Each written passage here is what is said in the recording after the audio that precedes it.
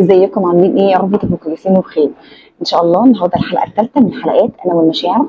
حلقتنا النهارده بتتكلم عن ست متجوزه بتوصف لي علاقتها بجوزها ان هي الحمد لله مستقره وكانوا متجوزين عن قصه حب. تمام. مشكلتها ان هي من فتره كانت رايحه شغلها متضايقه شويه، في زميل ليها شافها متضايقه بدا يسالها مالك في ايه، بتقول لي انا كنت صراحه محتاجه ان انا افضفض مع حد واسمع راي حد في المشكله اللي كانت بيني وبين جوزي. بدات انها تحكي له، نصحها والدنيا تمام. بس هو من فتره للتانيه بدا يسالها عامله ايه، دنيتك عامله ايه، وبدا ان هو يطمن عليها وهي كمان بتطمن عليه، وهو لو عنده مشكله بيحكي لها وهي لو عندها مشكله بتحكي له. تمام. مشكلتها الاساسيه ان هي حاسه بصراع نفسي كبير جدا، ان هي مش قادره تحكي على تطور العلاقه ما بينها وبين زميلها ديت لجوزها. هي بتقول لي زميلي دوت تحول من مجرد ان هو زميل في الشغل الى ان هو صديق، بحب ان انا احكي له وبحب ان انا اسمع رايه.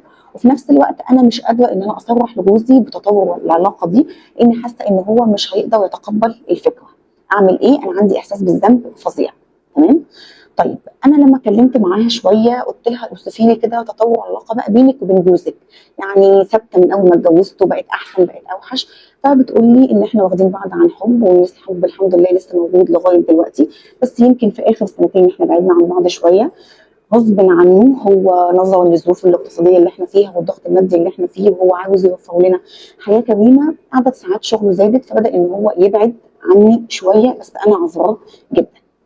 طيب عشان تبقى هي فاهمه ليه هي رايحه ناحيه الصداقه مع اللي كان زميل وايه اللي اتغير بالظبط، وفي ستات منا كتير بتقع في الفخ دوت.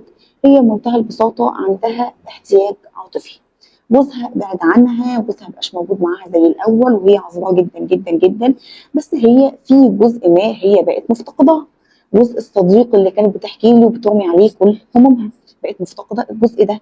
فغصب عنها باللاوعي بتاعها بدات تدور عليه في مكان تاني بره.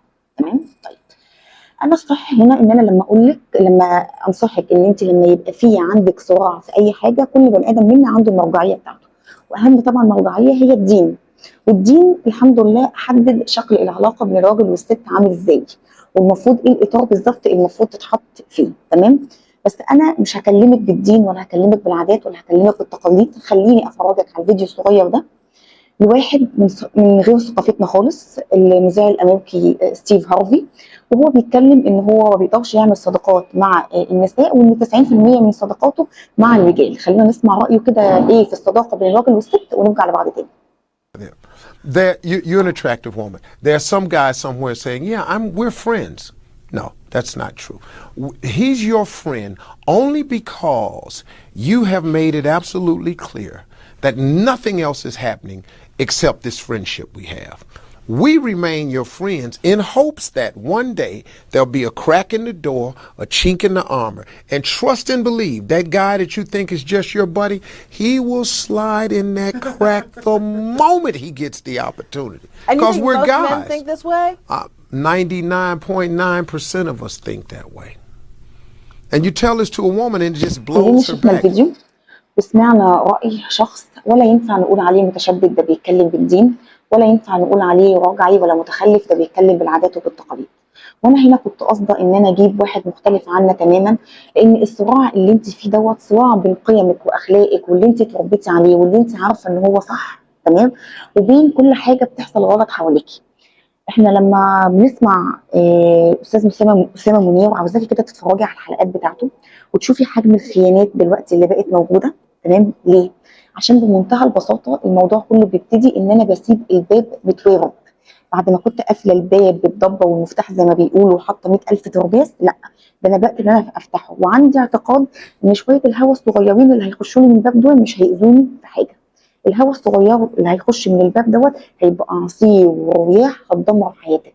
احنا في الاول وفي الاخر بشر، عندنا ضعف انساني، ما ينفعش احط نفسي في وسط النار واقول انا تمام انا عندي قيم واخلاق. في ايه؟ ما عادي، ما فيش حاجه، ده ما فيش تجاوز ما بيننا. احنا مش هنتفق لغايه ما يبقى في تجاوز. احمدي ربنا ان الحمد لله ضميرك صاحي، احمدي ربنا ان انت عندك تأنيب ضمير وعندك الصراع دوت، ده فضل من عند ربنا. الحقي في اللي بابك عليكي، لبسيه تاني، حطي 100,000 مفتاح، حطي 100,000 ترباس، واوعي تسمحي لشويه هوا صغيرين ان هم يخشوا يدمروا حياتك ويدمروا بيتك. ارجعي لجوزك تاني، قربي منه حتى لو بعيد غصب عنه. لو انت عندك اي احتياج ارمي نفسك في حضنه زي ما بيقولوا. هو دوت اللي قالك وهو دوت الصح، ما تسمحيش لاي حد تاني ان هو يكون في حياتك. وبلاش نظريه الابواب المتضربه ديت، صدقيني هي ديت بدايه الخراب وهي ديت بدايه الضياع. اشوفكم الحلقه الجايه ان شاء الله.